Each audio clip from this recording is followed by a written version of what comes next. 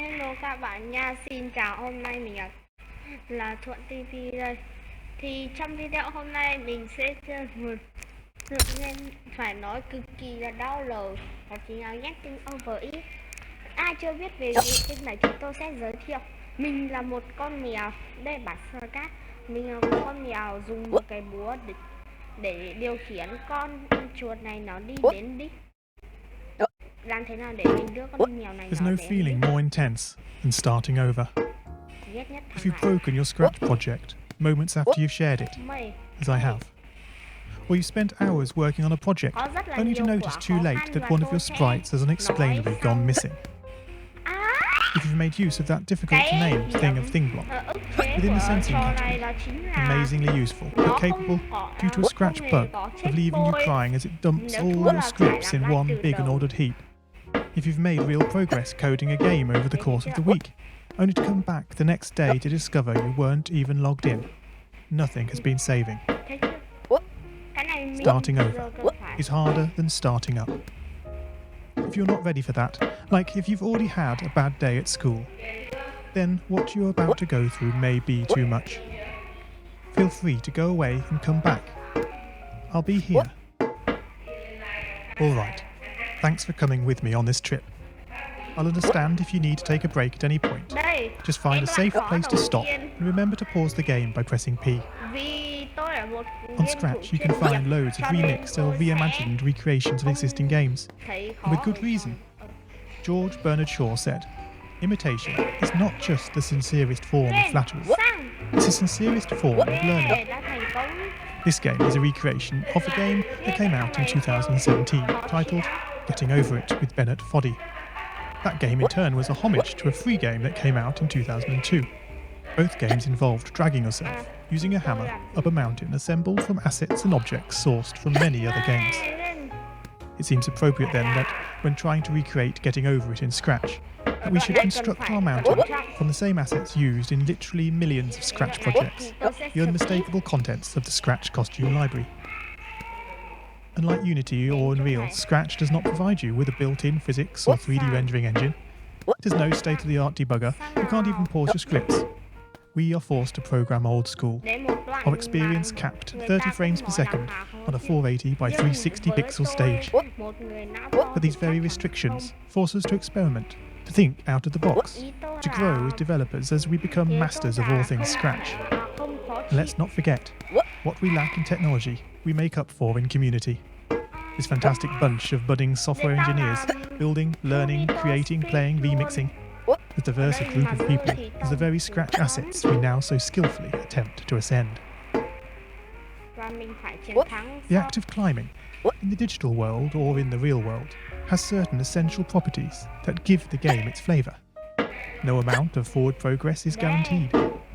When you start Getting Over It, you're standing next to a dead tree, which blocks the way to the entire rest of the game.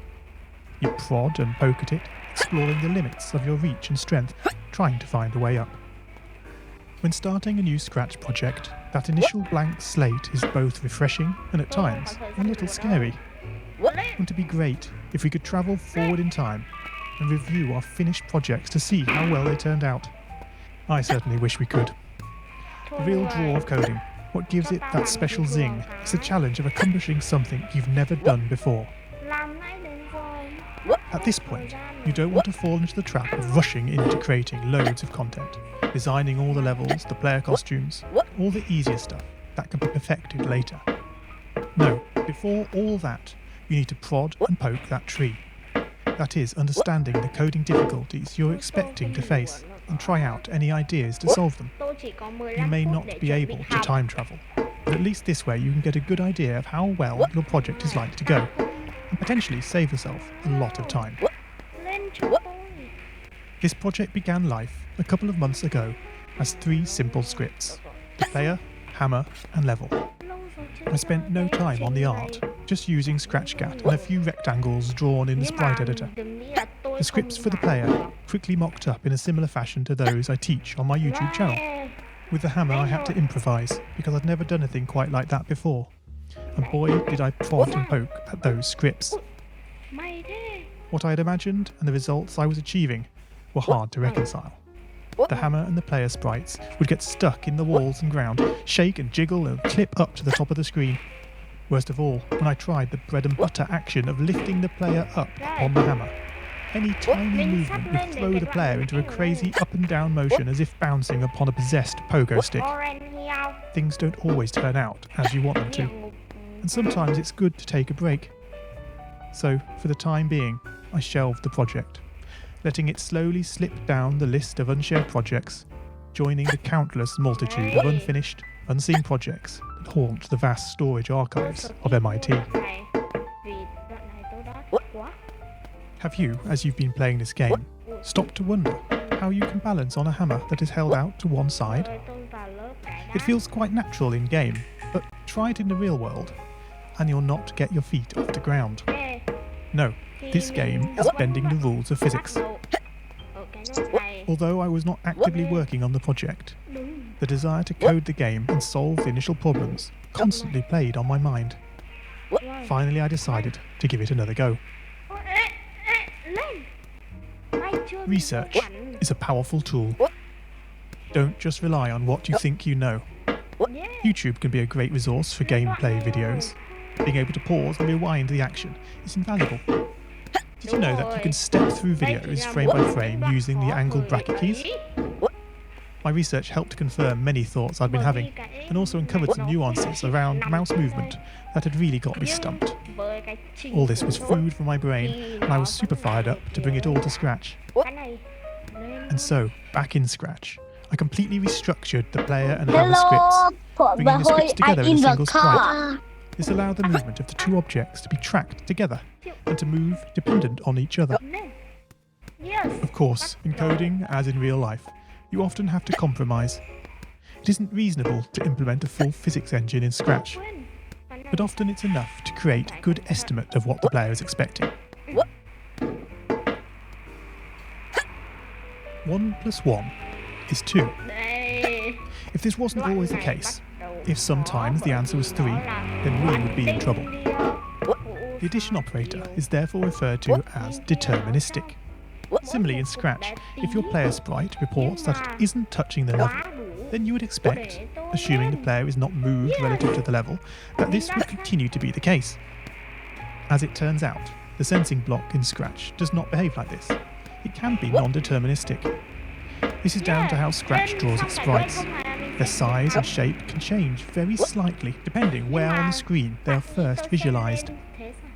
This can easily break a carefully crafted platforming script, resulting in sprites becoming trapped, teleporting to the edge of the screen, or worst of all, the game freezing up. One solution I'm fond of using is to create a short fix-up script that, on detecting an unexpected collision, moves the sprite this way and that in an ordered pattern until it finds a spot close by where the sprite no longer reports as touching the level. This is an important feature in this game. It should go completely unnoticed to the player, but without it the game can go horribly wrong. And now the final climb. I'm sorry to say goodbye, but thanks for playing my game, for giving me the time.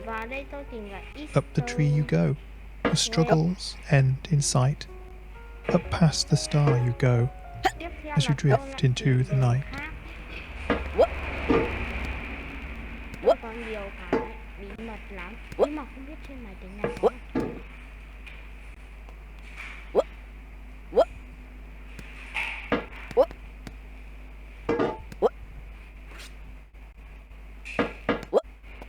Cuối cùng thằng này mới chịu câm.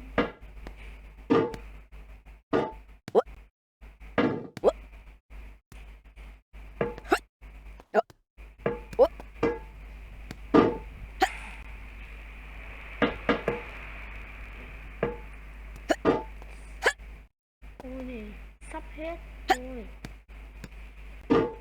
Xong, đấy. Còn chưa đến 1 phút này. Hãy lên trên này. Đây là đường bí mật. Thì mình có thể leo lên trên này. Nhưng mà phải với một trình độ rất cao. Cho nên tôi sẽ bỏ qua. Thôi, giờ cũng hết rồi. Bye bye các bạn. Bye bye.